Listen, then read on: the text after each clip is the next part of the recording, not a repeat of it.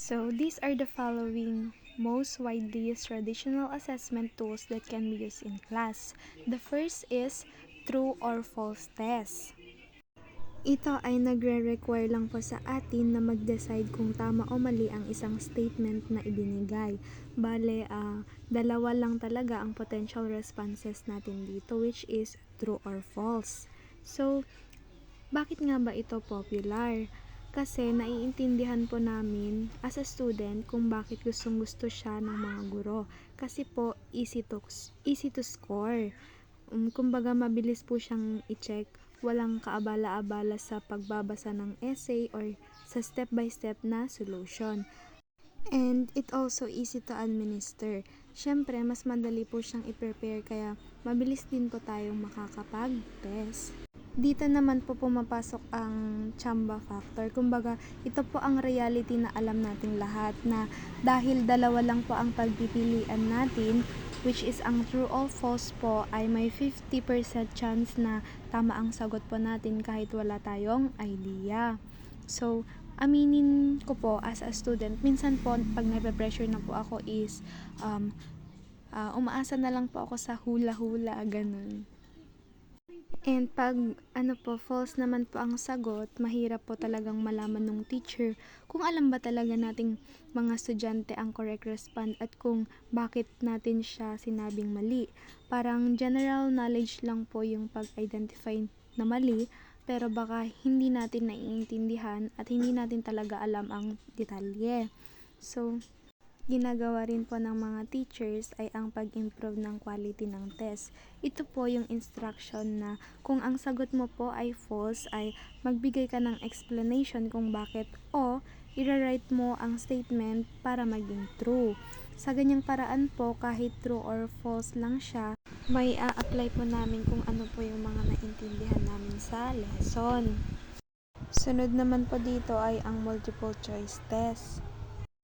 Ayon kay Bailey 1998, ito po ang mga major reasons kung bakit ito ang madalas na kanilang gamitin. Una po is mas reliable ang scores. Dahil po fix ang sagot, walang subjectivity, ibig sabihin kahit sinong teacher ang mag-check, pareho po ang makukuha ninyong score. Ang tawag po dyan ay consistency. Hindi po siya naaapektuhan ng mood or opinion ng nagche-check. Ikalawa naman po is madali pong score, lalo na sa dami. Syempre po, gaya po ng true or false, madali rin po itong i-score. Pero ang major advantage po nito ay pwede siyang i-scan o i-machine score gamit ang mga optical reader. Imagine po, daan-daan or libo-libong test paper, kaya po mas mabilis po siyang ma-check. Ikatlo naman po is pwedeng sukatin ang iba't ibang skills. Ito po ang best part, hindi lang po simple memorization ang pwedeng itanong. Pwede po nilang sukatin ang recognition of facts, simpleng recitation lang, understanding, comprehension, application kung paano gagamitin ang knowledge, and analysis, pag-breakdown ng information. Kaya po, versatile po siyang gamitin. Ang ikaapat naman po is nababawasan ang guessing. Kung 4 choices po ang option, ang chance po nating manghula ay 25% lang. Mas mababa po if ikukumpara sa 50% ng true or false kanina. Kaya po mas sure ang teacher na talaga nating alam ang sagot. Kaya po makikita natin ang multiple choice ay efficient at accurate na paraan para i-access kaming mga estudyante. Ayon naman po kina Simonson 2000 at Bailey 1998, ang most common critic po sa multiple test ay ang effective lang daw po ang multiple choice sa pag-test ng low level o cognitive skill. So, ano pong ang ibig sabihin nito? Ang ibig sabihin po nito is magaling lang siyang sumukat ng memory at recall. Halimbawa po, sino ang pambansang bayani ng Pilipinas? Tapos may 4 po na choices. So, memory lang po ang kailangan dyan. Dahil po nung bata po tayo ay inaral naman po natin kung sino ang pambansang bayani ng Pilipinas, kaya ire-recall mo na lang ito. Kaya madali mo na lang masagot kung sino ang pambansang bayani ng Pilipinas. So, ang problema naman po sa higher order thinking, ito po ang real struggle ng mga gumagawa ng test. Kabilang na po ang mga guro. Ang mga items daw po na nangangailangan ng mas mataas na level ng thinking skill tulad ng analyzing, paghihimay-himay ng impormasyon, o synthesizing, pagsama-sama ng iba't ibang impormasyon para makabuo ng bago. Mahirap na raw pong gawin ang multiple choice format kasi po paano nyo po susukatin ang kakayahan ng isang estudyante na mag-critic ng isang poem o magdesisyon ng experiment gamit lang ang ABCD na choices, 'di ba? So, kaya po ang takeaway natin dito ay ang multiple choice ay mahusay sa facts at basic understanding. Pero pagdating po sa mga tanong na kailangan mong mag-isip ng mas malalim, magpaliwanag at mag-synthesize, ito po yung time na mas epektibo at mas madaling gawin ang essay test o problem solving test. So, nandyan pa rin ang hula.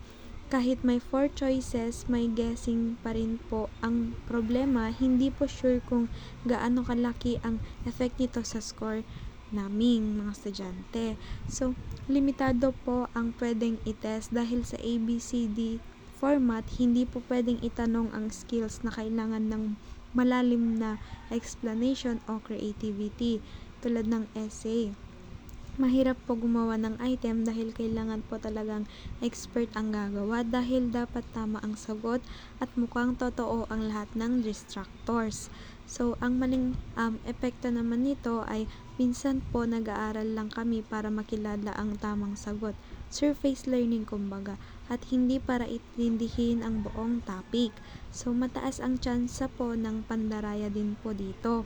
Dahil sa adjective po ang sagot, madali lang po talagang magkopyahan. Sunod naman po ay ang essay. Ang essay test naman po ay ginagamit kapag gusto po talagang i-challenge po ng mga teacher ang kanilang mga estudyante.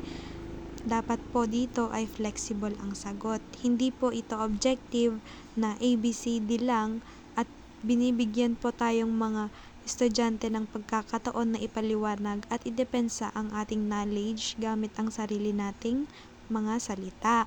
So, ang essay po ay hindi lang po memory ang tinitignan. Tinitignan din po ang mataas na thinking skill natin. Kailangan po nating mag-isip ng malalim, gamitin ang analysis, paghimay-himay at synthesis, pagdugtong-dugtong ng mga ideas.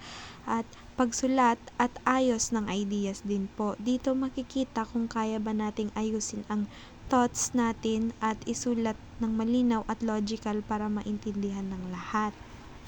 Kaya mahalaga po ang essay dahil dito po makikita ng mga guro ng buo at kumpleto ang understanding naming mga estudyante tungkol sa topic at kung kaya ba naming i-communicate ito ng maayos.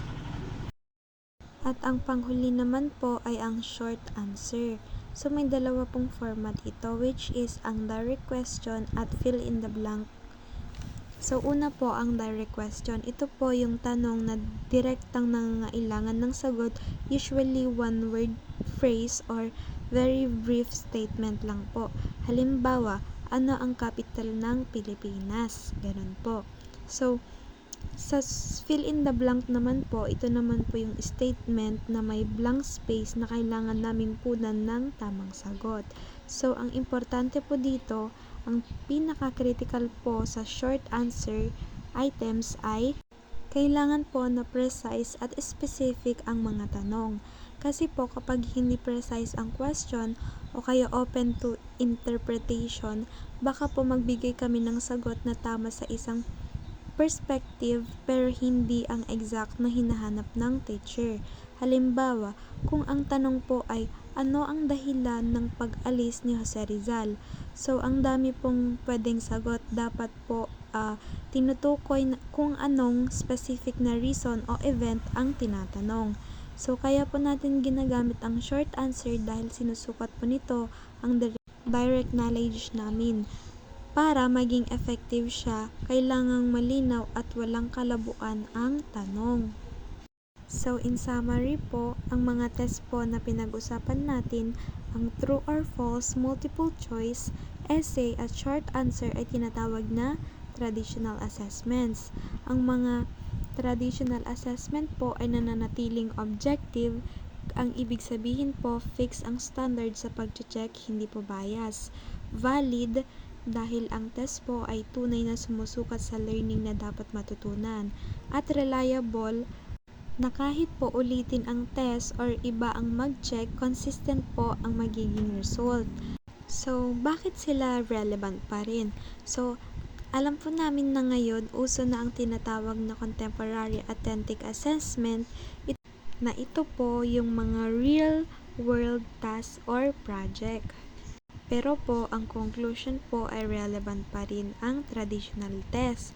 Kahit po may projects na, kailangan pa rin po ng test na mabilis at reliable para sukatin ang basic knowledge, recall at understanding naming mga estudyante.